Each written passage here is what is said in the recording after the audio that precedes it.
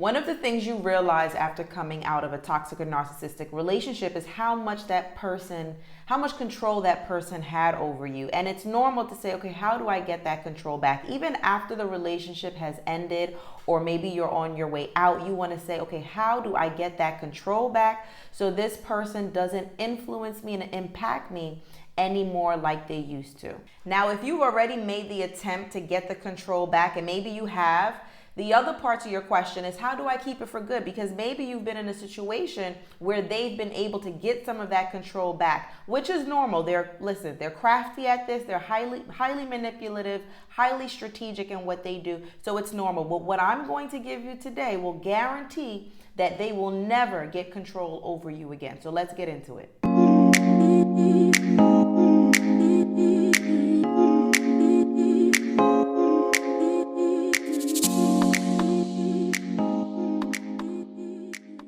So the first way that you take control back from a narcissist is you go no contact. Now, this is personally my favorite one because this is when I saw the shift. For those of you who don't know me, my name is Nailah Abdullah. I'm a mental health therapist, background in mental health therapy, but I'm also a toxic relationship coach. Not only do I specialize in all those areas, but I too was in my own toxic narcissistic relationship for 10 years. 2 of those years were marriage.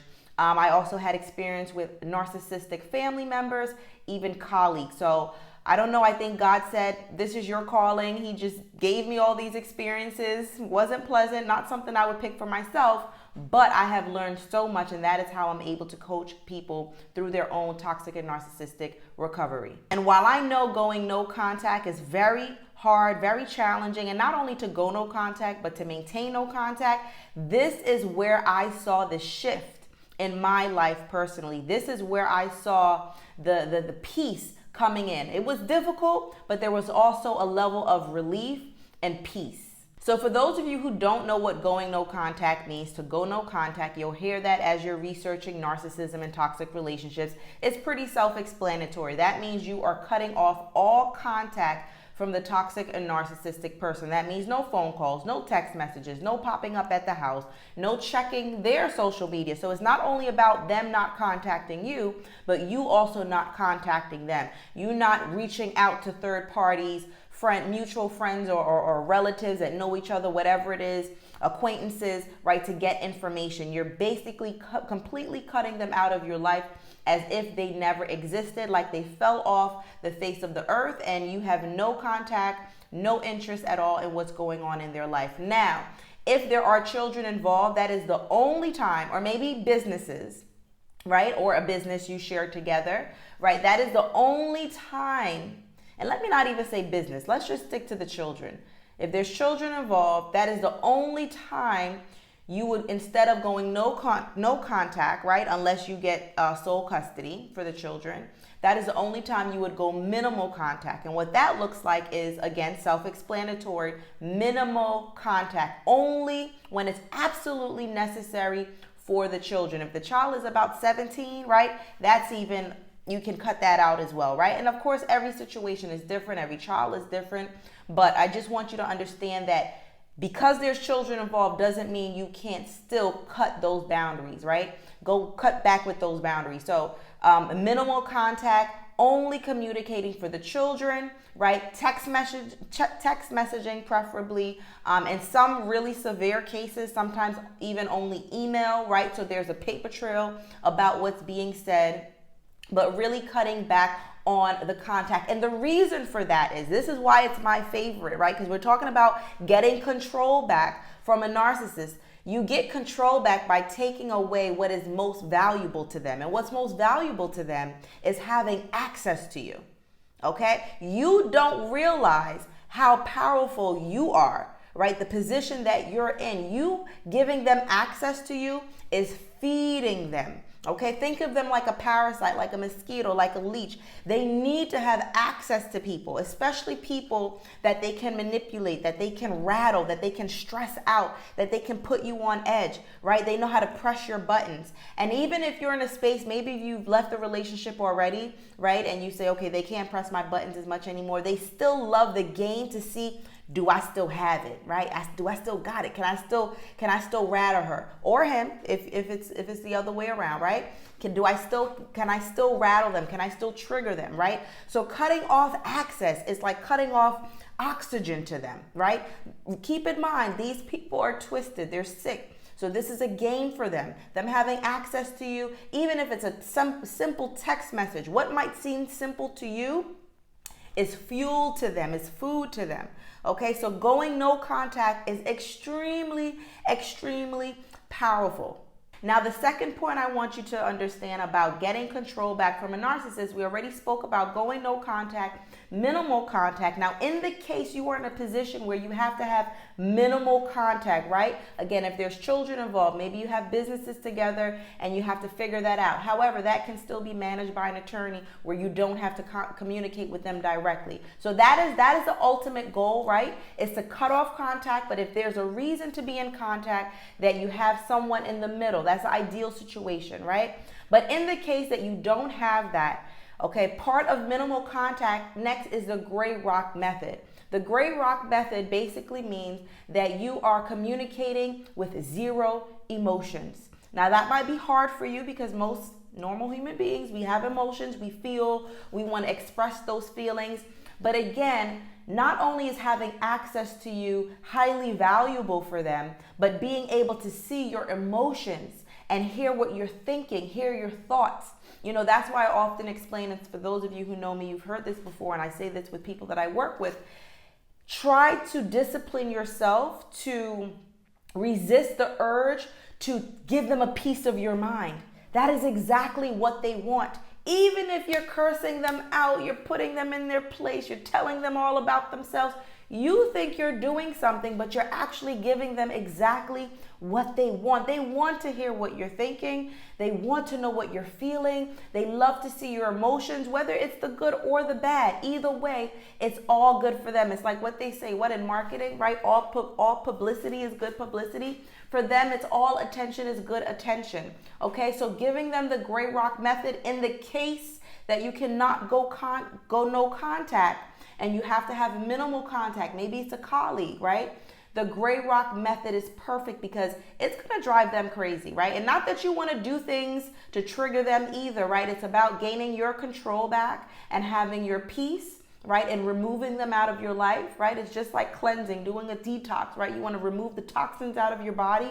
That is the same way we want to live our lives, right? Physically and in our space and the energy that's around us. So the gray rock method is the next best option to the no contact. I'll share a little personal story with you. So the period that I was going through, leaving my toxic narcissistic 10-year relationship, I then had to deal with narcissistic family relationships. And I got a new job and I ended up running into a narcissistic woman, actually. And that was my first time experiencing a female, and I had no clue what I was dealing with in the beginning. It wasn't until the end that I realized who she really was. And I remember when I did realize who she was, I did not confront her about it. She actually confronted me about a situation at work, and I made it very clear to her. I said, "You're lying." You know, like I was very blunt with her. And that's where I actually, before I even knew the term gray rock method, that's where I started showing no emotion. I was very matter of fact. Not that I was going to go and show my emotions and say, I see what you're doing. This is who you are. That I'm not going to go into that. But if you want to confront me, I'm going to tell you what I see. And we walked out of the office. And I could tell she was heated, right? But she had no room to move because I wasn't giving her any emotions, right? I wasn't allowing myself to be vulnerable with her. I wasn't even showing anger, nor was I showing sadness. I wasn't showing anything. I was pretty flat with it. I was very matter of fact. And once that incident happened, I think she had some type of event at her house, some type of barbecue or something. And she came back to the office and I had a good time. And I invited this one from work and that one from work. And, you could tell she was trying to get me upset. And I was like, oh, okay, that's good. Everything was very matter of fact. And I could tell she was burning up inside because she's like, gosh, I can't upset Nailah, right? They want to see your emotions. Again, whether it's good or bad, if I would have cursed her out in that office, even though you think you're doing something, you're actually giving them, that would have been exactly what she want, because it's like, I won. I got some emotions out of her. And again, I know it sounds crazy, but always remember, when you're dealing with these people, these are not normal people, right? And I know we say, okay, well, what's normal, right? But for the sake of conversation, we know basically what's normal, what's healthy. These people are the complete opposite. So yes, this is all games for them. So going no contact, going minimal contact, if you have to be involved with them to some extent, using the gray rock method.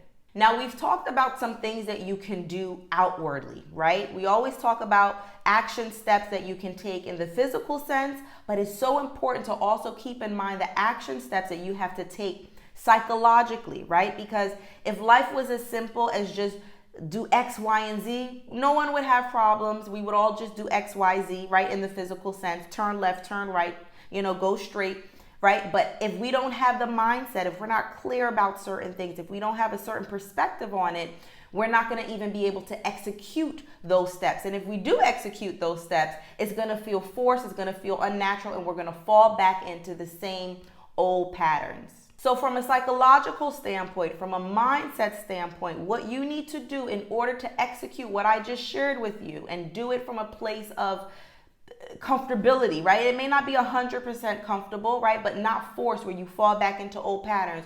You want to change your mindset about two things. Listen carefully, or write it down if you need to.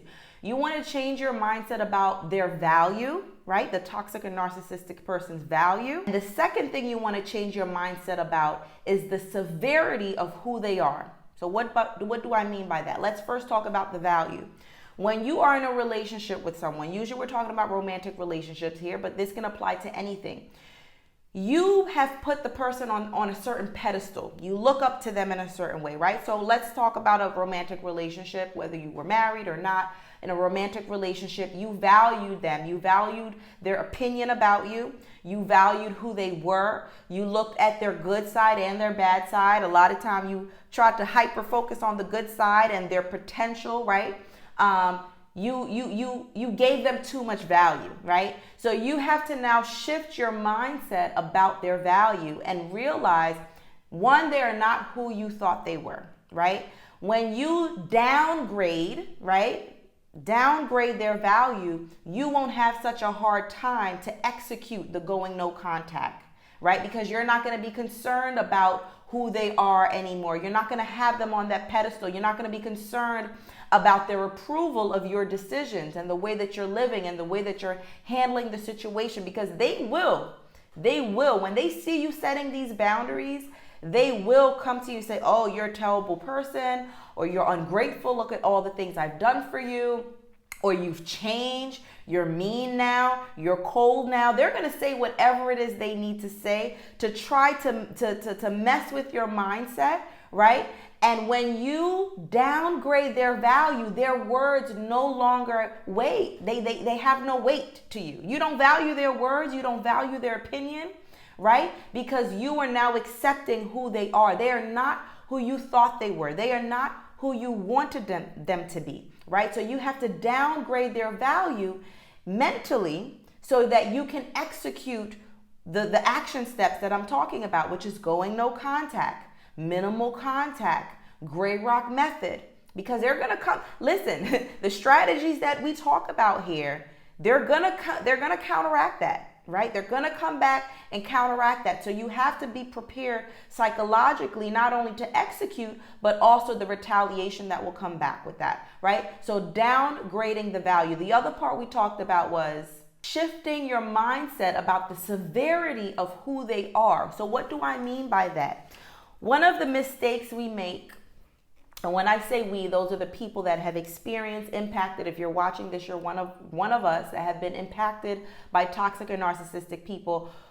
In the beginning, we don't realize how severe the situation is. We don't realize how much of a monster they are. So while you may say, yeah, they're toxic, yeah, they're narcissistic, you're still on some level, not really understanding how bad it really is, right? Or how far they will go to hurt you and to break you. And what that does is it softens the way you handle them, right? Even though you see who they are, even though you see their characteristic, it still softens how you handle them because you're not looking at it as if it's really that bad, right? It's like when you get a cold, right? You might have a little tingle in your throat. Maybe you'll drink a little tea or something like that. But say you have a full-blown flu, fever, body aches, all of that. You're taking all the medicines, you're rubbing up with all the Vicks, you're drinking all the teas, all the medicines. You're handling it more aggressively.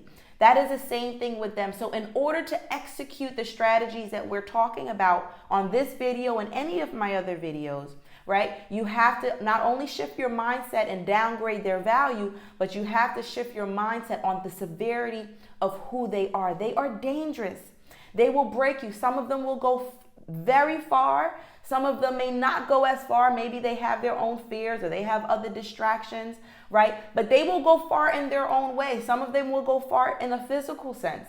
Some of them will go far in a psychological sense to really, mess with you mentally. Some of them will go far financially, okay? And when they see that you don't realize the severity of who they are, that's also a green flag for them to say, go. She doesn't understand how bad it is, or he, if you are a male watching this, right?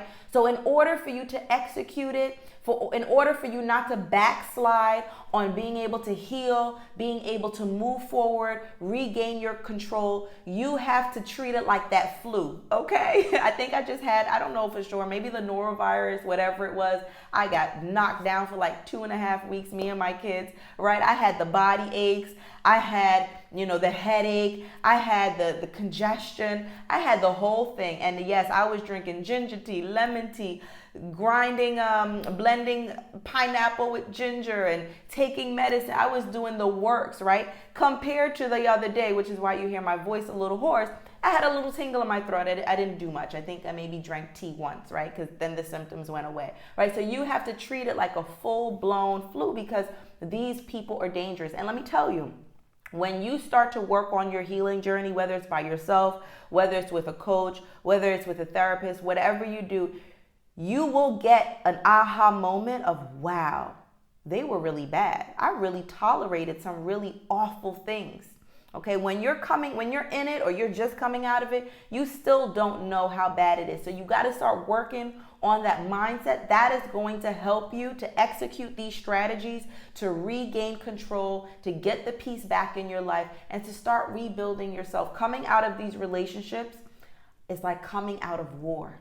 Okay, you are battered, you are drained, you need to rebuild yourself. You cannot do that if you don't execute what we shared here today. I pray that this video was helpful for you. If you are looking for more support to either get out of a toxic or narcissistic relationship, or you're already out, you want to heal, and you realize this is a journey, this is challenging, go ahead and click the links in the description box below to get more information on ways that I can serve you. Thank you so much for watching, and I will see you in the next video.